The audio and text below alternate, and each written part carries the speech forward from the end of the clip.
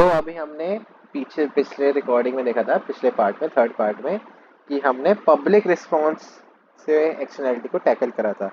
As in हमने tax impose करा था, Pigovian tax to be more specific. अब हम कह रहे हैं कि हम ना प्राइवेट रिस्पॉन्स के तौर पे देखेंगे। ठीक है, तो अगर प्राइवेट रिस्पॉन्स पे देखेंगे तो हम कह रहे हैं कि भाई कोस थ्योरम से हम लोग करते हैं उसे। कोस थ्योरम में नेगोशिएशन है, कोस थ्योरम के अंडर एक सब टॉपिक हम नेगोशिएशन से करते हैं। तो हमें पहले ओवरव्यू जानना होगा कि कोस थ्योरम क्या होती है। तो कोस ने 1960 में ये कहा था कि खाली एक फर्म को एक्सटर्नैलिटी के लिए ब्लेम करना तो गलत बात है। ठीक है, दोनों फर्म्स अगर चाहें तो साथ में मिलजुल के एक्शनैलिटी की केयर कर सकती हैं, अगर प्रॉपर्टी राइट्स डिफाइंड हैं तो। ठीक है, मतलब बहुत सारी सिचुएशंस में गवर्नमेंट नीड ही नहीं है गवर्नमेंट की इंटरवीन करने की, फिर वो टैक्स ला के करे या सब्सिडी से करे, रिक्वायरमेंट ही नहीं है। हो सकता है दोनों फर्म आपस में ही डिफाइंड प्रॉपर्टी राइट्स के साथ एक्शनैलिटी को टैकल कर रहे हैं। और प्राइवेट नेगोशिएशन जो है, marketing negotiation between the agents involve will restore the Pareto efficiency. अपने आप ही वो रिस्टोर कर लेंगे परेट एफिशिएंसी, गवर्नमेंट की रीड नहीं है। तो थ्योरम ये कहती है कि when rights and obligations are well defined, ठीक है ना, जब राइट्स और ऑब्लिगेशंस अच्छे से डिफाइंड हैं कि इसके पास राइट है इसके पास नहीं है, तब जो मार्केट आउटकम है वो एफिशिएंट होगा, और मार्केट आउटकम जो है वो साइड बाय साइड यूनिक भी होगा। ठीक है, मतलब it does not depend on the exact division of rights and obligations. ठीक है, मतलब डिविजन ऑफ राइट्स और ऑब्लिगेशंस पे एकदम एग्जैक्टली डिपेंडेंट नहीं है, वो एक यूनिक आउटकम आएगा मार्केट का जो भी आएगा। ठीक है, तो हम ये कह रहे हैं कि सपोज फर्म टू जो है has right to externality free environment. ठीक है, however there is market in the externality, firm two के पास राइट है एक्सटर्नैलिटी फ्री एनवायरनमेंट का, और लेकिन मार्केट में तो एक्सटर्नैलिटी है।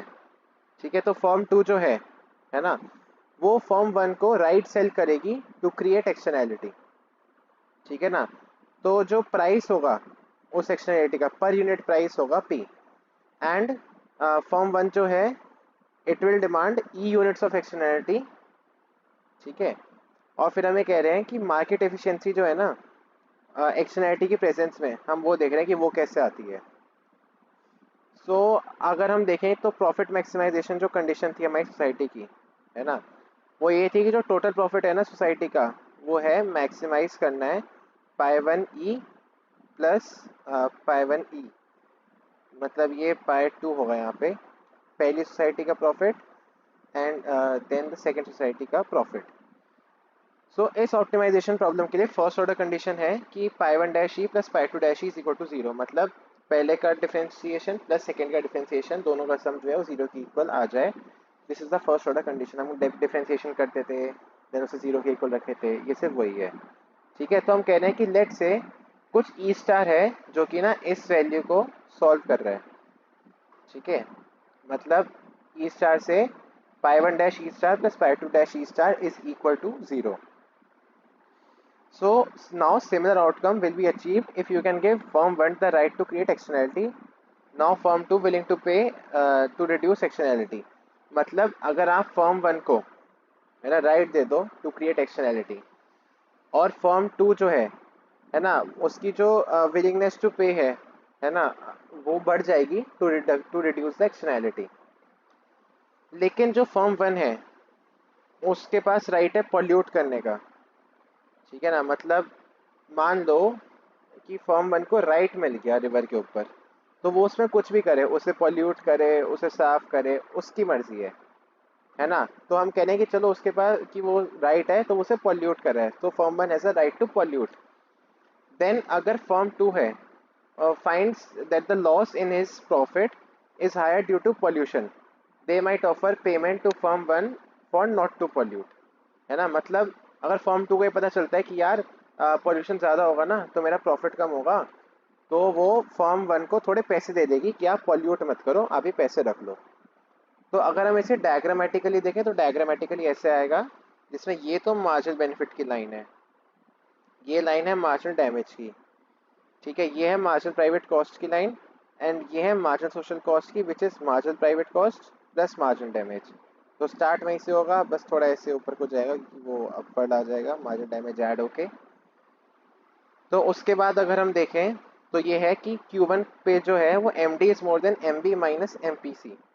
तो marginal benefit minus marginal private cost is zero at Q1, है ना। एंड मार्जिनल डैमेज कितना है, इतना इतना, है ना। तो marginal damage is still more than zero because MB minus MPC is zero, है ना।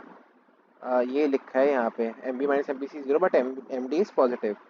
This opens up the scope for bargaining, मतलब कि अब होगी मार्केट में बार्गेनिंग, ठीक है ना। क्योंकि मार्जिन डैमेज ज़्यादा हो रहा है तो वो कहेगा कि भाई चलो बार्गेनिंग करते हैं, एक आउटकम पे आते हैं, एक अच्छे से आउटकम पे आते हैं। तो firm two would offer firm one a positive amount in order to cut down the pollution by little downward. Firm two कहेगी कि ये थोड़े से पैसे दो और आप पॉल्यूशन जो है उसे कम कर दो। एंड फर्म वन जो है वो इस ऑफर को एक्सेप्ट कर लेगी as long as his loss is lower than made by is lower than the payment made by firm two. मतलब अगर उसे लॉस हो रहा है 100 यूनिट्स का फर्म वन को पोल्यूशन कम करने से, एंड फर्म टू से 150 रुपये दे रही है ना। और फिर फर्म टू से 125 दे रही है, 110 दे रही है, लेकिन लॉस 100 का ही हो रहा है, तो फर्म वन को अभी भी फायदा है। लेकिन जैसे ही फर्म टू बोलेगी कि भाई मैं तो 90 रुपीज़ दूंगी, ठीक है ना, तो फर्म वन कहेगी कि ठीक है तुम अपने 90 रुपये अपने पास रखो, मुझे 100 का लॉस नहीं चाहिए, 100 का लॉस होगा तुम 90 दोगे तो 10 का तो तब भी लॉस होगा, तो मैं तो पॉल्यूट कर रहा हूँ, ठीक है। तो ये है पॉसिबल सिर्फ और सिर्फ रेंज Q1 से लेके Q स्टार के लिए, इसी रेंज के लिए ये बार्गेनिंग पॉसिबल है, क्योंकि वो यहाँ से चालू होंगे और मैक्सिमम सोशली डिजायरेबल आउटपुट तक वो लोग जाएंगे, which is when MB intersects the MSC curve में, यानी कि Q स्टार, ठीक है ना। तो bargaining and free trade leads from Q star to Q1, मतलब इसी रेंज में बार्गेनिंग और फ्री ट्रेड चलता है।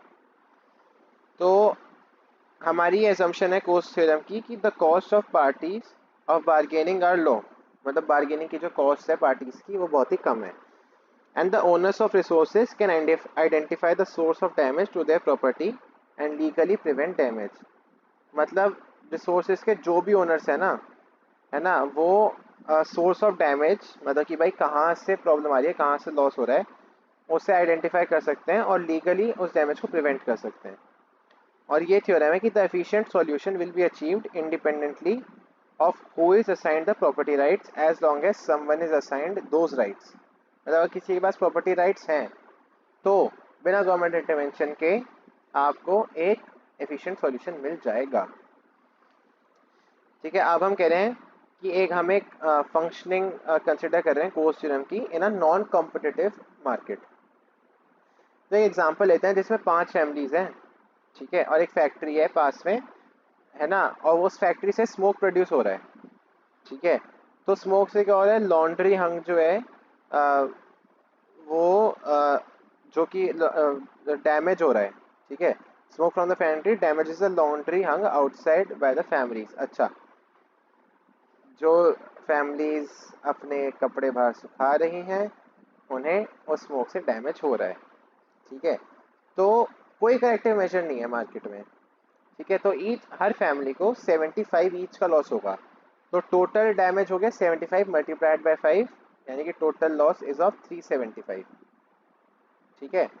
And the following corrective measures are available, मतलब ये दो मेजर्स अवेलेबल हैं। पहला मेजर ये है कि एक स्मोक स्क्रीन इंस्टॉल कर दो फैक्ट्री में जिसकी कॉस्ट है 150 रुपये, ठीक है। या फिर families can buy or be provided electric dryer at the cost of 50 each, that is at a total cost of 250। ये दो करेक्टिव मेजर्स आप ले सकते हो। So which option is the efficient choice, है ना।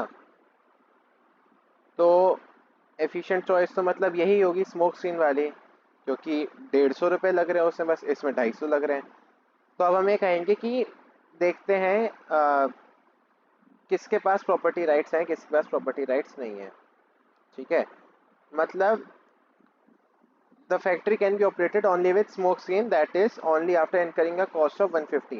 अगर एक लीगल पोजीशन के अंडर वो है, मतलब ये बीच में मैंने स्किप कर दी थी लेकिन मैं सोच रहा था हो जाएगा। तो देखो हम अब कंसिडर कर रहे हैं कि लीगल एक्शंस भी हो सकते हैं, ठीक है। मतलब ये दो तो करेक्टिव एक्शंस हैं कि भाई तुम ये कर लो, तुम बच जाओ, तुम्हारा जो वेलफेयर लॉस हो रहा है, जो भी प्रॉफिट कम हो रहा है वो सही हो जाएगा।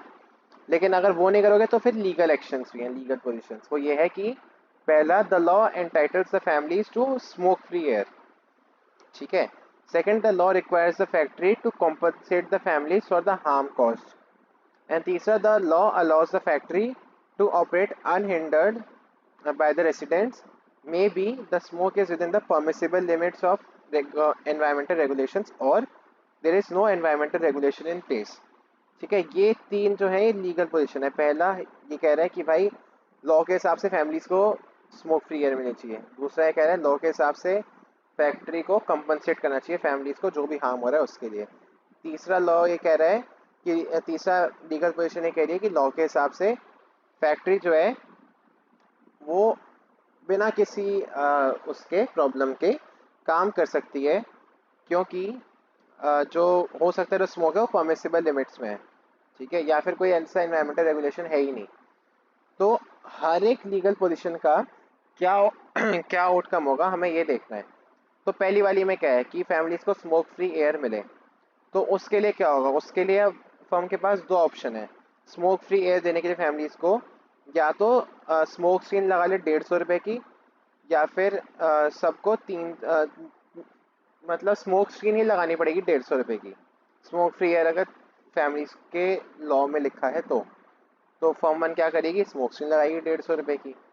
सेकेंड पोजिशन ये थी कि फैमिलीज जो हैं फैक्ट्री उन्हें कॉम्पनसेट करेगी, तो फिर फैक्ट्री को कितना देना पड़ेगा, 375, मतलब टोटल हम 75 इंटू 5 375 का हो रहा था, तो फैक्ट्री देगी 375, ठीक है। The factory owner has to decide where to install a smoke screen that is incur a cost of 150, ठीक है, पे द लाइबिलिटी कॉस्ट ऑफ 375 और पे 50 to each family so that they can buy dress. मतलब factory के पास choice है कि भाई मुझे उन्हें कॉम्पनसेट करना है, तो कॉम्पनसेट करने में मुझे 375 रुपये लग रहे हैं, ठीक है, या इससे अच्छा होगा कि मैं 150 रुपये में स्मोक स्क्रीन ना लगवा लूँ, तो मेरे तो फिर भी बच जाएंगे ना 375 माइनस 150 विच इज़ 225 रुपीज़, है ना। और अगर मैं हर एक को इलेक्ट्रिक ड्रायर देने गया तो ये मेरे 250 रुपये लगेंगे। कॉम्पनसेट करना है किसी भी तरीके से करूँ तो मैं तो चलो 150 रुपये की स्मोक स्क्रीन लगवा लेता हूँ, क्योंकि वो मेरे लिए सबसे एफिशिएंट है, ठीक है। और जो थर्ड लीगल पोजीशन है उसमें ये है कि the owners have to decide whether to buy electric dryers और नॉट, है ना। मतलब थर्ड लीगल पोजीशन ये है कि फैक्ट्री के पास है कि भाई तुम आराम से काम करो, कोई ऐसा लॉ में मेंशन ही नहीं है कि स्मोक की कोई लिमिट्स हैं, ठीक है ना। तो उसमें फैक्ट्री के पास चॉइस है, या तो इलेक्ट्रिक ड्रायर्स दे सकती है या फिर वो नहीं दे सकती, ठीक है ना। तो when people concern can negotiate costlessly the outcome has the following features. Outcome के ये तीन फीचर्स हैं। पहला, the legal entitlements, legal rights and obligations, मतलब इनसे एक मार्केट क्रिएट हो रहा है in externality. The buyer and seller can transact in externality, मतलब नेगोशिएशन हो रही है ना, तो buyer and seller can transact in externality. So regardless of the legal entitlements, the outcome will be socially efficient. It will be politically efficient. मतलब legal entitlements को तुम छोड़ दो, ठीक है, जो आउटकम होगा ना वो सोशली एफिशिएंट होगा, ठीक है। ये फीचर है इसका पोस्ट थ्योरम का। एंड तीसरा ये है कि in the above factory residents example a social cost of 150 is incurred regardless of the legal rule in force, है ना। क्योंकि सबसे बेस्ट जो अल्टरनेटिव है वो यही है।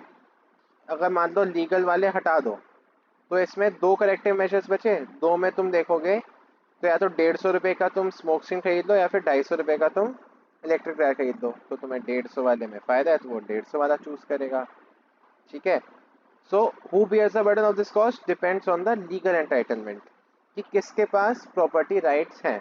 मतलब अगर मान लो फर्म वन के पास प्रॉपर्टी राइट्स हैं, ठीक है, जो कि मतलब स्मोक क्रिएट कर रही है, ठीक है ना, तो उसका हो गया वो एरिया कि भाई मैं तो स्मोक क्रिएट करूँगी, तो लोगों के पास दो ऑप्शन होंगे कि या तो 150 रुपये की कंट्रीब्यूट करें, 30-30 ईच 5 लोग कंट्रीब्यूट करें, ठीक है, या फिर 50-50 ईच 5 लोग कंट्रीब्यूट करेंगे, तो वो कहेंगे कि 150 कंट्रीब्यूट कर देते हैं और स्मोक स्क्रीन लगवा देते हैं, ठीक है। लेकिन अब प्रॉपर्टी राइट अगर कंज्यूमर के पास है, जो लोग वहाँ रह रहे हैं उनके पास है कि हम यहाँ पहले से रहते थे, तुम बाद में आए हो तो हमारे पास प्रॉपर्टी राइट है, ठीक है ना। तो फॉर्म के पास ऑप्शन है कि क्या वो 150 रुपये का स्मोक स्क्रीन लगाएगा या फिर 50-50 रुपये कॉन्ट्रीब्यूट करके 250 रुपये का उन्हें इलेक्ट्रिक टायर दिलवाएगा पांचों को, तो फॉर्म क्या करेगा, फॉर्म भी 150 रुपये लेके स्मोक सीन लगवा लेगा। ठीक है ना। तो ये था प्राइवेट टैकल टू एक्शनैलिटीज।